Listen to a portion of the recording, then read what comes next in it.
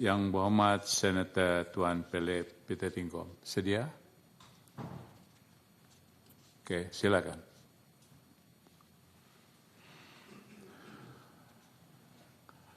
Tolong bagi dia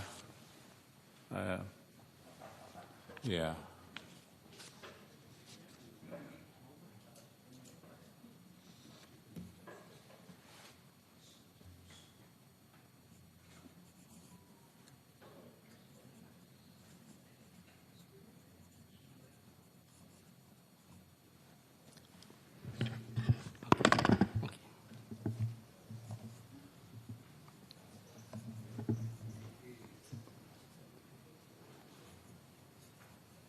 Okey, Datuk Yang di-Pertua, terima kasih kerana memberi saya peluang untuk berbahas dan berucap buat pertama kalinya di Dewan Yang Mulia ini. Merafak sembah dan setinggi ucapan tahniah kepada Yang di-Pertuan Agong Sultan Ibrahim Ibni Almarhum Sultan Iskandar atas pelantikan Seri Paduka Baginda sebagai Yang Pertuan Agong yang ke-17. Setinggi-tinggi tahniah juga diucapkan kepada Yang Berhormat Datuk Mutang Tagal atas pelantikan sebagai Yang di-Pertua Dewan Negara. Datuk Yang di-Pertua menjunjung kasih ke bawah Duli Yang Maha Mulia Seri Paduka Baginda Yang Pertuan Agong yang telah memperkenankan pelantikan saya sebagai Ahli Dewan Negara pada 5 Mac yang lalu.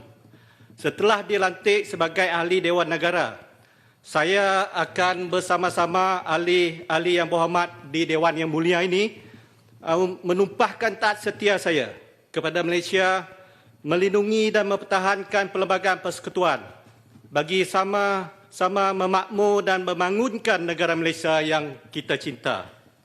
Datuk Yang di-Pertua, ke bawah Duli Yang Maha Mulia Seri Paduka Baginda Yang Pertuan Agong, dengan limpah kurnia, Baginda telah berkenan menyampaikan titah diraja semasa membuka penggal ketiga Parlimen yang ke-15 pada Februari yang lepas. Ke bawah Duli telah menyentuh perkara-perkara yang sangat relevan dan penting bagi memakmurkan Malaysia dari segi sosial, ekonomi, politik dan termasuk juga MACC3. Datuk Yang di-Pertua, pada hari ini saya juga akan turut serta untuk membahas perkara-perkara yang berkaitan dengan ekonomi kerana kepentingannya kepada negara dan rakyat Malaysia khususnya. Yang Amat Berhormat Perdana Menteri telah membentangkan belanjawan madani kedua yang komprehensif berjumlah 393.8 bilion untuk memastikan Malaysia di landasan yang betul setelah melalui situasi ekonomi yang merundung disebabkan oleh pandemik COVID-19 yang melanda dunia di mana Malaysia tidak terkecuali. Keperitan yang melanda ekonomi negara yang kita cinta ini bertambah parah apabila ketidakstabilan politik sebelum kerajaan perpaduan mengemudi negara pada tahun 2022. Untuk mara ke depan, bagi memperjuangkan kedaulatan perlembagaan dan mengukuhkan ekonomi negara adalah sangat perlu perhatian yang serius diberikan oleh kerajaan perpaduan dan semua pihak yang bertanggungjawab untuk memastikan Malaysia maju makmur pada tahun-tahun yang mendatang dengan polisi-polisi yang memberi manfaat kepada negara dan rakyat khususnya. Datuk Yang di-Pertua, rakyat Malaysia secara amnya, begitu juga pakar ekonomi, melalui tulisan mereka mengakui bahawa salah satu cara untuk memastikan pendapatan negara bertambah adalah melalui perancangan ekonomi yang mampan mengikut acuan kita sendiri. Maksud saya adalah acuan polisi fiskal dan polisi kewangan yang bersesuaian, berpadukan suasana ekonomi dunia dan tempatan supaya tidak membebankan rakyat. Baru-baru ini, kerajaan melalui polisi fiskal telah menaikkan cukai perkhidmatan sebanyak 2% ke atas perkhidmatan yang terpilih dan mengikut laporan yang dikeluarkan, ianya dijangka akan membawa pendapatan tambahan sebanyak 3 bilion ringgit kepada negara. Ini adalah usaha yang tepat sekali melalui polisi fiskal dan juga tidak menaikkan kadar faedah melalui polisi kewangan, di mana OPR dikekalkan pada 3% untuk kali kelima berturut-turut yang memang diakui oleh pakar ekonomi sebagai langkah yang bijak. Dato' Yang di-Pertua, walaupun demikian, kenaikan cukai perkhidmatan yang terpilih ini telah secara tidak langsung menaikkan kos-kos terhadap harga barang keperluan seharian dan kos-kos sara hidup yang berkaitan, dan sebaliknya pendapatan isi rumah tidak berubah. Di sini saya memohon supaya Menteri yang bertanggungjawab bukan saja menerangkan di Dewan Yang Mulia ini langkah-langkah yang telah diambil melalui polisi-polisi yang meyakinkan rakyat, tetapi juga membuktikan tindakan-tindakan telah diambil itu berkesan sebagai contoh penguatkuasaan bagi membendung kenaikan harga barang oleh pembekal, pengusaha dan peniaga yang membebankan rakyat dipertingkatkan. Dato' Yang di-Pertua, geoekonomi dunia telah berubah. Peluang dan jenis perniagaan secara global pun telah berubah. Hala tuju strategi ekonomi sesebuah negara telah berubah yang berlandaskan dan berteraskan dengan izin economic development through environmental sustainability, digital economy dan artificial intelligence. Setelah mengambil kira peruntukan yang besar yang telah diumumkan oleh Yang Amat Berhormat Perdana Menteri semasa pembentangan bajet 2004 secara makro dan mikro melalui strategi yang mampan, persoalannya, adakah kita mengikut jadual pelaksanaan yang telah ditetapkan? Adakah kita mencapai apa yang telah dirancang setakat ini? Ini adalah penting supaya pelaksanaan polisi-polisi ini dapat dipantau dan dilaksanakan dengan jayanya. Dengan adanya data-data dan status pelaksanaan ekonomi madani, ini akan memberi keyakinan kepada pelabur-pelabur dan rakyat.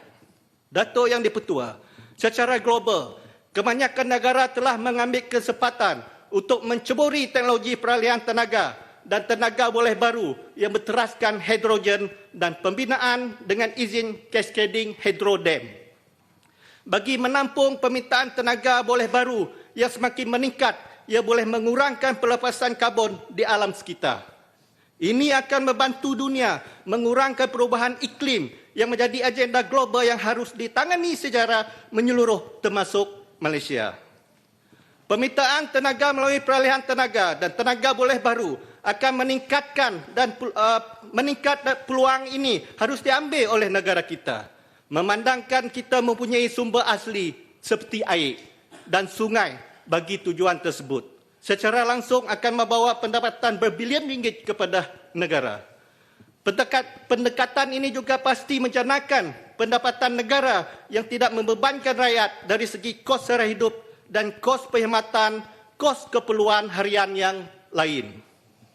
Dato' Yang di-Pertua, setelah Yang Amat Berhormat Perdana Menteri mengumumkan peluncuran hala tuju peralihan tenaga, tenaga boleh baru, pendigitalan dan inovasi semasa pembentangan bajet 2024. Setakat ini, belum lagi kita dikabarkan dengan pelan strategik pelaksanaan secara terperinci setelah mengambil kira bajet keseluruhan sebanyak 2 bilion ringgit yang telah diperuntukkan sebagai dana mudah cara peralihan tenaga negara dan dana pembiayaan berjumlah 200 bilion ringgit disediakan oleh institusi kewangan bagi mendorong industri beralih ke arah ekonomi rendah karbon.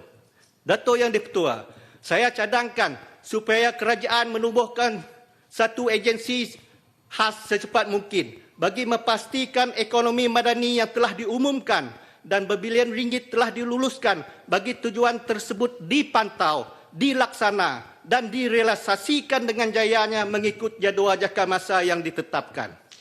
Agensi khas yang saya sangat harapkan ini adalah sangat penting sebagai pemangkin dan pemandu kepada ekonomi madani yang pada dasarnya memang sangat baik dan strategik bagi memakmurkan negara kita ini. Agensi khas seperti ini terbukti sangat efektif semasa kerajaan melaksanakan dengan izin Government Transformation Program GTP dan National Transformation Program NTP beberapa tahun yang lalu.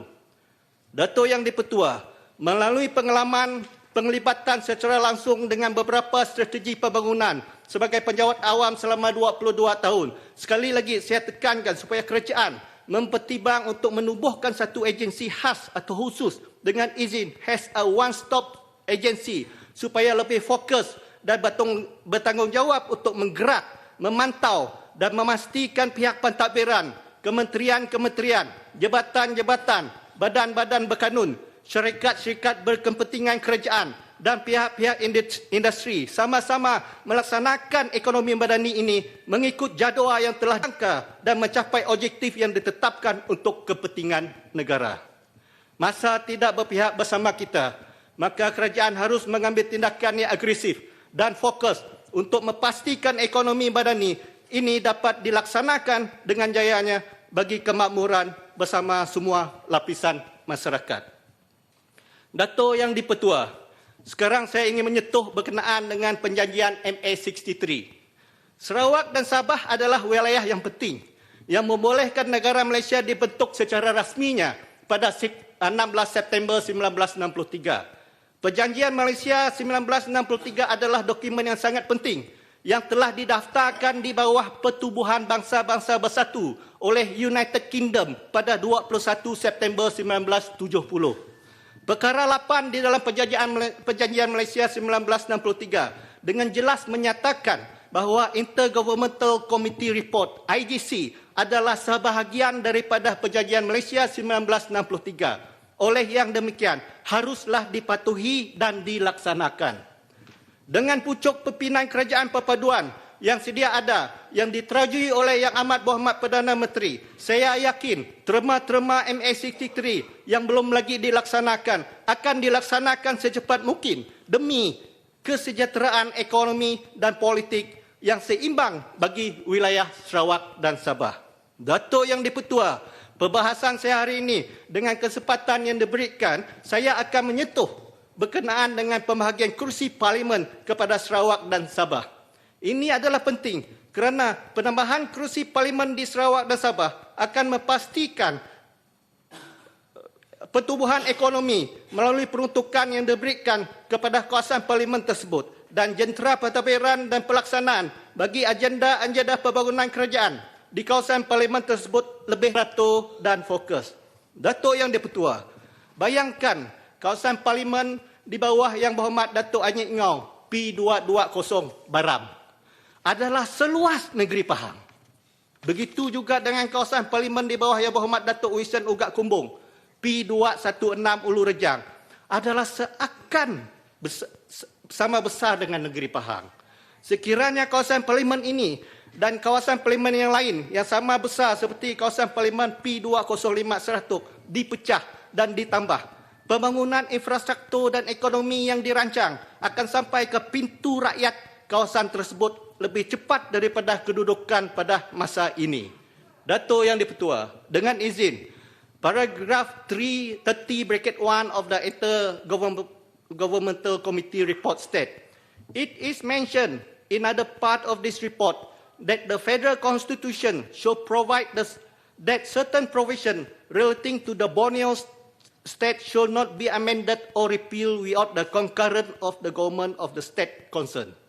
This provision relates to immigration, citizen, and representation in the federal government and the High Court of Borneo. Clause 66(3) dengan izin sekali lagi of the bill on Malaysia Agreement which had been approved in 1963 state, no amendment to the Constitution which affects its operation has regard the quota of members of the House of Representatives allocated to the Borneo state shall be treated for the purpose of equating and assimilating the possession of the state to the state of Malaya. Perkara 161E, kurungan 3 Perlembagaan Persekutuan menyatakan tiada pindaan kepada perlembagaan ini yang menyentuh perjalanan kuat kuasanya berkenaan dengan kuota ahli Dewan Rakyat yang diuntukkan bagi negeri Sabah dan Sarawak boleh dikira bagi maksud menyamakan atau mengasimilasikan kedudukan negeri itu dengan kedudukan negeri-negeri di Tanah Melayu. Yang bermaksud, pada tahun 1963, kursi parlimen yang diperuntukkan kepada Sarawak, Sabah termasuk Singapura adalah 34.59%. dengan menyamakan peruntukan kerusi yang kecil jumlahnya bagi setiap negeri-negeri di Tanah Melayu mengikut kepadatan penduduk berbanding dengan kerusi yang diperuntukkan kepada Sarawak dan Sabah iaitu 40 kerusi mengikut keluasan kawasan persepadan perlu diperbetulkan. Inspirasi pemimpin-pemimpin Sarawak pada masa itu supaya kuota kerusi ahli Dewan Rakyat bagi Sarawak dan Sabah termasuk Singapura tidak kurang daripada 34.59% adalah satu persefahaman yang penting bagi penubuhan Malaysia. Oleh itu, IGC Report Perjanjian Malaysia 1963 dan Pelbagai Persekutuan telah memperuntukkan dengan izin the safeguarding provision tersebut di mana perkara-perkara yang berkaitan kuota ahli Dewan Rakyat bagi wilayah Sarawak dan Sabah tidak boleh disamakan dengan negeri-negeri Tanah Melayu dan apa-apa pindaan terhadap Perlembagaan Persekutuan yang melibatkan kuota kerusi Dewan Rakyat harus mendapat persetujuan kedua-dua wilayah Sarawak dan Sabah.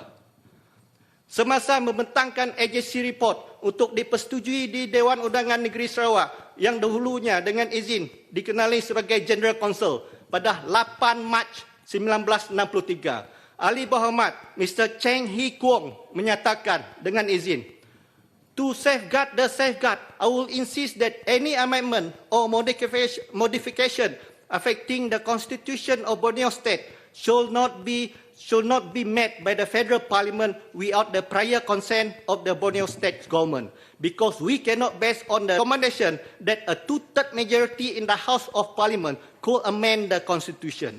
As it is now, Malaya get 104 seats out of 159. If she could only get 2 more votes, then she can amend everything forthwith because of the two-third majority. Therefore, we must insist that any amendment of the Constitution affecting the Borneo State should not be introduced without the prior consent of the government of the state concerned. Turut berucap adalah Yang Berhormat Buddha Anak Ulan. Beliau menyatakan dengan izin, firstly, we do not agree that Sarawak should be given only 24 seats. We ask for 34 seats. We are perturbed because we consider that 24 seats are not well representative of the Sarawak people in the House of Parliament. Seterusnya, Yang Berhormat Mr. Anthony Abong melalui ucapan beliau menyatakan dengan izin, we do not agree that Sarawak should be given 24 seats in the House of Parliament. We want not less than 32 seats. Sarawak is about the same size as the Federation of Malaya, but the number of representatives for Sarawak is 5 times less than Malaya. Sarawak has 5 divisions. Each division is bigger than any state in the Federation of Malaya, which consists of 11 states. Untuk rekod, peruntukan kerusi Parlimen pada tahun 1963 adalah seperti berikut. Johor 16 kerusi, Kedah 12 kerusi, Kelantan 10 kerusi, Melaka 4 kerusi, Negeri Sembilan 6 kerusi, Pahang 6 kerusi, Pulau Pinang 8 kerusi, Perak saja yang terbesar di antara negeri-negeri Melayu, iaitu 20 kerusi, Perlis 2 kerusi, Selangor 14 kerusi, dan Terengganu 6 kerusi, Sarawak dan Sabah 40 kerusi. Dato' Yang Dipertua, sejak persepadanan semula dibuat pada tahun 1974, jumlah kerusi Dewan Rakyat telah mula berubah dan tidak seperti konsesi yang dipersetujui semasa penubuhan Malaysia pada tahun 1963, di mana kerusi Parlimen yang diperuntukkan kepada wilayah-wilayah selain daripada negeri-negeri di Tanah Melayu sepatutnya tidak kurang daripada 34.59% daripada semua kerusi Parlimen. Dato' Yang Dipertua, tibalah masanya untuk kerajaan perpaduan yang disokong oleh Sarawak dan Sabah dengan majoriti 2/3 yang ada di Dewan Rakyat dengan kadar yang segera melakukan persepadanan semula ini bagi membetulkan apa yang patut bagi kemakmuran yang seimbang seperti yang diperuntukkan oleh Perlembagaan Persekutuan dan Perjanjian Malaysia MA63. Dato' Yang Pertua, dengan hujah-hujah saya tadi, sekali lagi saya ingin mengucapkan terima kasih kerana memberi saya peluang untuk berhujah dan berbahas ke atas titah diraja, dan dengan ini saya turut serta menyokong menjunjung kasih titah diraja yang telah dicadangkan oleh Yang Berhormat Senator Datuk Seri Dr. Mujahid Yusof dan disokong oleh Yang Berhormat Senator Puan Susan Cemerai pada 18 Mac 2024. Sekian, terima kasih. Terima kasih Yang Berhormat